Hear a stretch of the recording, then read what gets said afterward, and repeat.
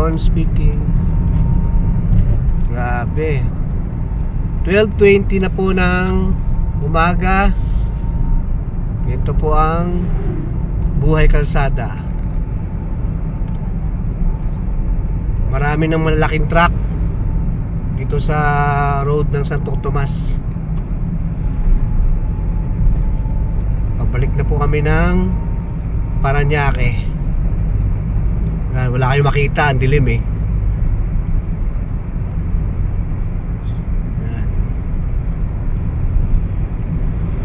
Puro truck na, bihira na yung private.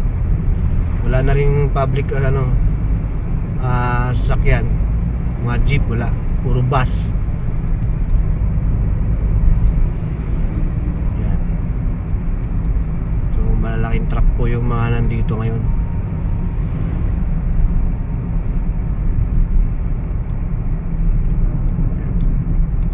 Yan. Sisingitan natin sila ha, kasi mababagal sila. Pero pagka maluwag ang kalsada, sus, mabibilis yung mga yan. Sa Padre Pio na po kami.